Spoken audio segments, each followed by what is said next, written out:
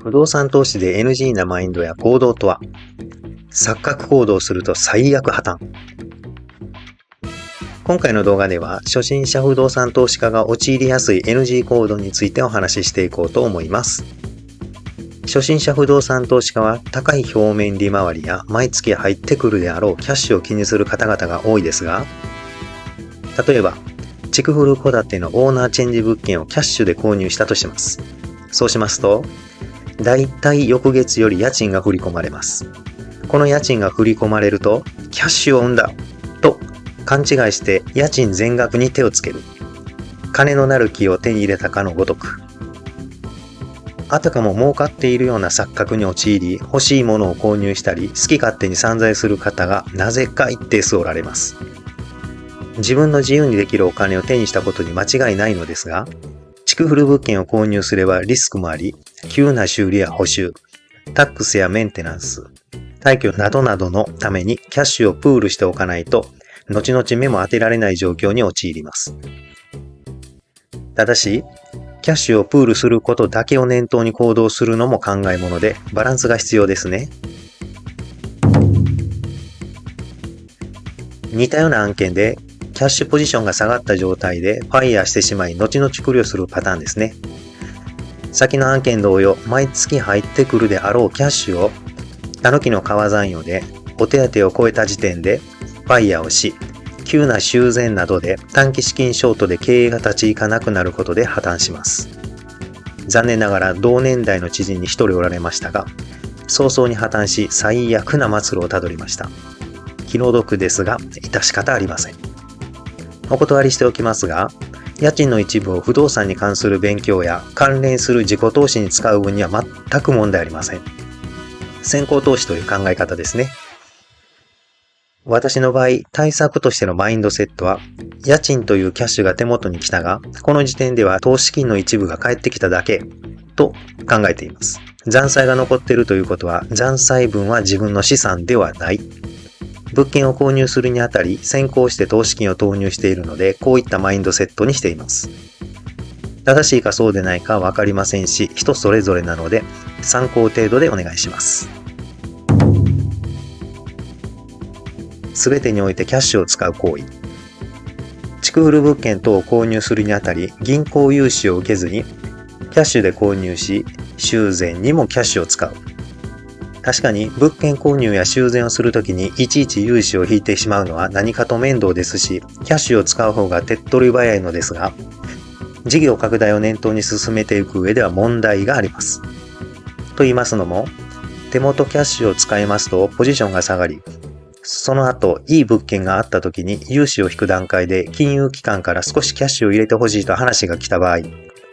ャッシュを入れられないと行き詰まり、融資を断られ、拡大できなくなります。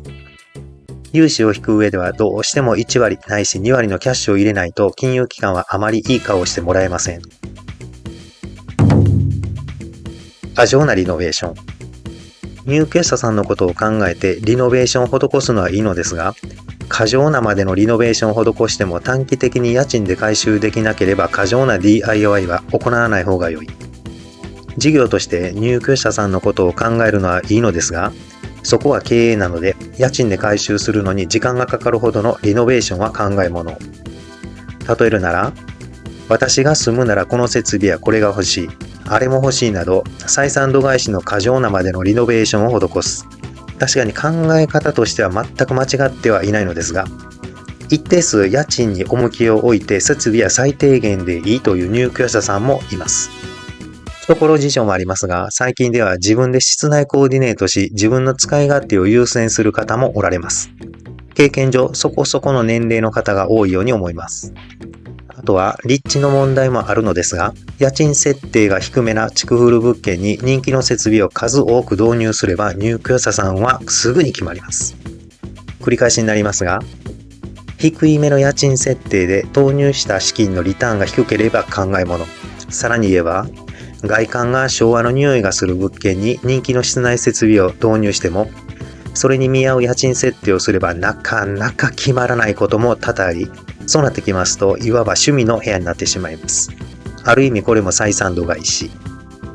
その他の物件で利益が潤沢に確保できていれば、次につながる何かを発見したり、ひらめいたりすることもあるので、趣味の部屋が良くないとは言いません。過剰に DIY に重きを置く。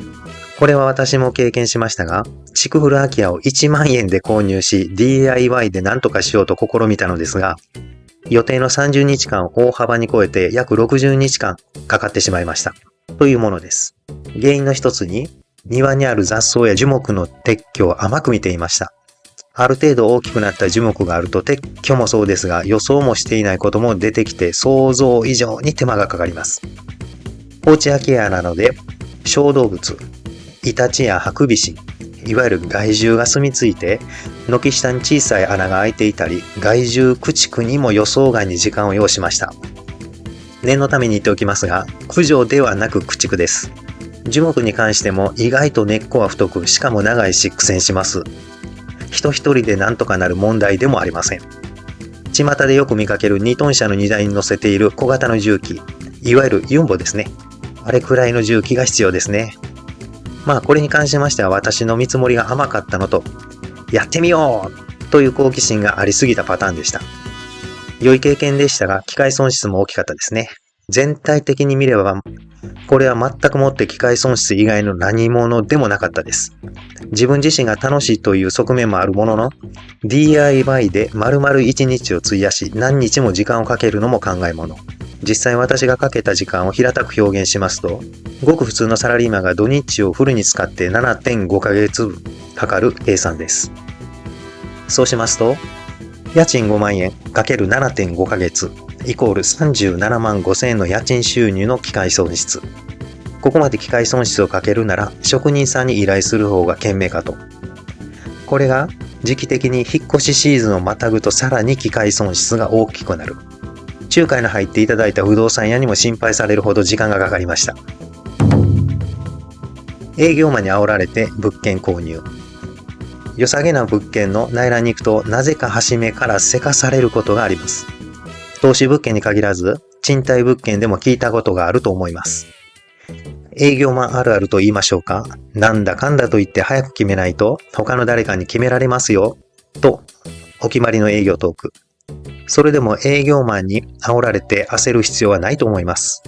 よくよく考えてみてください。そんなに煽るほどの人気の物件なら内覧に来るまでに決められているはずです。驚くほどフットワークが軽い方々が多いです。たまたま運よく1万乗りで内覧できたとしても、一発キャッシュで購入できる方々が多い昨今、銀行融資で拡大を狙っている私には勝ち取れる確率はかなり低いと考えます。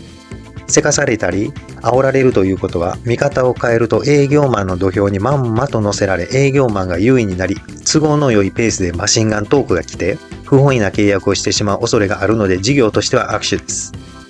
くれぐれも注意しましょう。今後もたくさん投資用物件は出てきますので、自分主導で進めましょ